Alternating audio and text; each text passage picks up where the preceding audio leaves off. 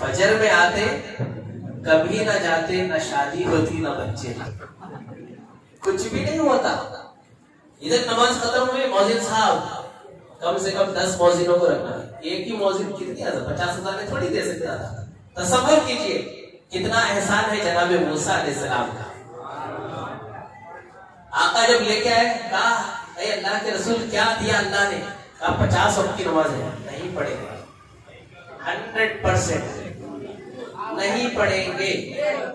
कहा क्यों? मेरी उम्मत का मैंने तजर्बा किया है, 2 वक्त की नहीं पढ़ते थे वो। कितने वक्त की? क्या कुछ कम कराए। अच्छा यहां भी कितनी बार भेजा? 9 मरतबा। कुछ याद आया? वहां 9 मरतबा इसरार था, यहाँ 9 मरतबा भेज करके हुजूर की आंखों में अल्लाह का दीदार किया जा रहा है। जनाब मूसा को यह बताया जा रहा है कि वो पहाड़ की क्या हैसियत थी कि जहां पर आप गए थे हमने तजल्ली डाली तो उसका भी मकाम बढ़ गया, लेकिन हमें देखने के लिए हबीब की आंखें चाहिए, हबीब की आंखें चाहिए। हुजूर को दरमियान में बरज़ख़ कुबरा बना गया। अब अल्लाह के हबीब की आंखों में उन्होंने 9 मरतबा अल्लाह का दीदार किया। 9 मरतबा गए आए। फिर 5 जब रह गई, जनाब मूसा ने कहा ये भी नहीं पढ़ेंगे। सच कहा था ना उन्होंने, बोलिए दिल पे हाथ रख के बताया। उन्होंने कहा था 5 भी नहीं पढ़ेंगे। अब यहां से मुझे और आपको आज से क्या करना है? कितने लोग इंशाल्लाह इरादा करते हैं कि 5 वक्त भी पढ़ें? हाथ ना उठाए बल्कि बस दिल में नियत करें, नियत करें इंशाल्लाह।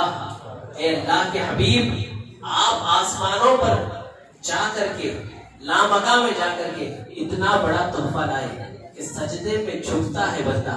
इधर झुका उधर इज्जत मिली, इधर झुका लोगों के दिल में हैबत पैदा हुई। तुम्हारे सजदों ने जमीनों में लर्जा पैदा कर दिया था, तुम्हारे सजदों ने ऐवान बातिल में जलजले पैदा कर दिए थे, तुम्हारे सजदों ने जो है ऐवान बातिल में वहां पर कुफ्र के अंदर ऐसा जो है रखना डाल दिया था कि आज अगर मुसलमान दोबारा सजदा कर ले ये जमीन तड़प रही है। कहाँ गए वो बंदे जो जिहादों में सजदा करते थे? कहाँ गए वो बंदे जो है दुनिया में रहकर हर जमीन के खित्ते खित्ते में जो है घूमते फिरते थे, लेकिन सजदे का वक्त आता तो सर झुका देते थे। उन बंदों को ये जमीन तलाश कर रही है, जमीन तड़प रही है, जमीन बिलख रही है कि वो सजदे वाला मिल जाए, वो नमाजी हमें मैसर आ जाए। वो नमाजी कहाँ है? मेरे प्यारे आका तस्लीम के प्यारे दीवानों, आज इरादा कर लो इंशाअल्लाह अल्लाह के रसूल आप तोहफा लेके आए हैं। कोई दुनिया का इंसान, कोई पॉलिटिशियन ने ये तोहफा नहीं दिया है,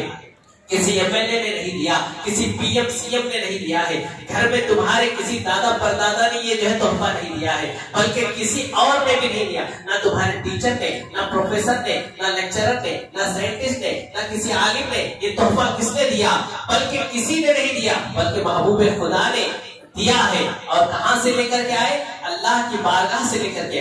अल्लाह ने महबूब के जरिए से तोहफा दिया, उस तोहफे की हमने कितनी कदर की। अगर इस तोहफे की कदर नहीं करते तो याद रख लो हमारी भी कोई कदर नहीं होगी। अगर मैं आपको एक कलम दे दूं, एक कलम दे दूं, अगरचे वो कितने रुपए का, 2 रुपए का हो, 50 रुपए का, इसे आप मेरे सामने फेंक करके पाँव में डाल के रोन दे, मेरा दिल क्या होगा? बोलिए, टूटेगा ना। और जब मेरा दिल टूटेगा, किसी मोमिन का दिल तोड़ना अच्छी बात है। काबा तोड़ के बनाया जा सकता है, लेकिन मोमिन का दिल टूटेगा तो कैसे बनाओगे? दिल तोड़ना बहुत बुरा काम है, सबसे बड़ा गुनाह है। आप देखें, अगर इस तोहफे को आप फेंक दे, पैरों में रोन दे, तो एक तो कलम की भी तौहीन होगी और जिसने तोहफा दिया उसकी भी आपने कोई इज्जत नहीं की। नमाज नहीं पढ़ रहे, इसका मतलब क्या है?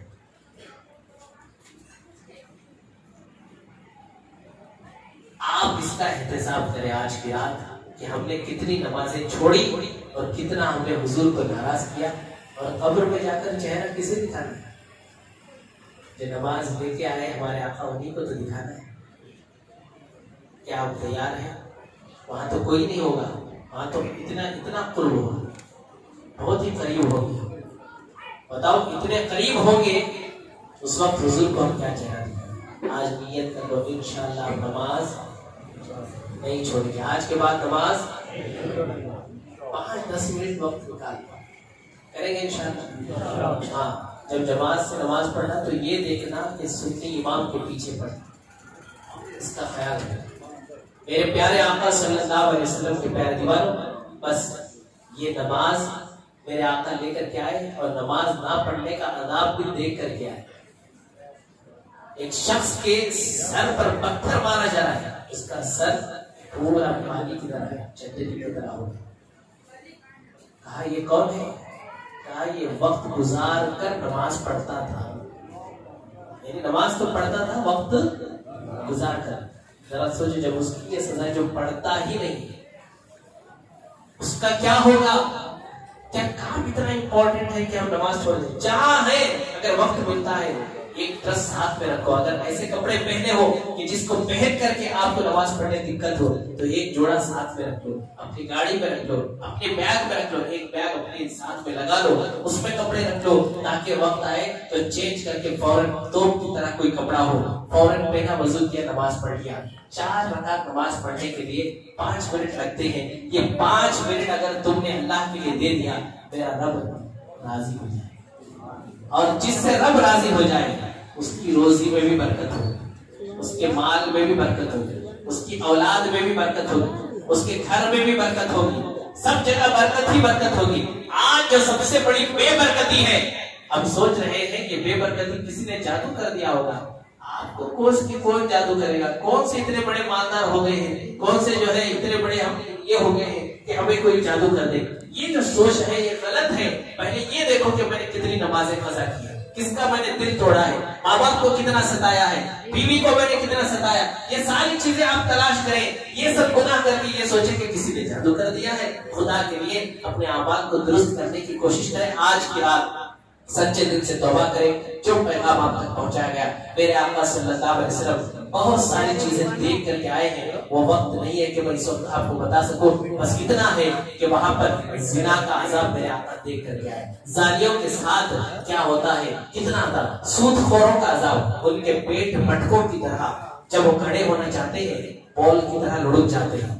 जब लुढ़क जाते हैं तो कहा गया ये कौन है? कहा ये आपकी उम्मत के वो लोग हैं जो सूद खाते हैं, सूद खाते। उनके पेट में सांप और बिच्छू तैर रहे होंगे, उनको अजाब दिया जा रहा होगा। बहुत सारे ऐसे अजाब मेरे आका देख करके आए, सूद खाने वालों का, जिना करने वालों का, झूठ बोलने वालों का, और बहुत सारे ऐसे गुनाह जो इंसान हसद करता है, तकब्बुर करता है। मेरे आका ने उनको भी देखा। क़यामत के दिन तकब्बुर करने वाला, मैं कहने वाला, अकड़ने वाला, कहा जाएगा उसके जिस्म को चींटी की तरह कर दिया जाएगा। सर इंसान का होगा, अपने आप को घसीटता हुआ हशर के मैदान में। लोग कहेंगे ये कौन है? कहा ये अपने आप को बड़ा समझता था, अकड़ता था, इसलिए आज अल्लाह ने इसलिए सजा दी। अंदाजा फरमाए, ऐसी बहुत सारी वो सजाएं हैं जो मेरे आका देख कर गए। और जन्नत को भी देखा है, बड़ी हसीन है। वहां जाने के लिए क्या चाहिए? बस ये आखिरी बात है, बस 2 बातें सुन लीजिए।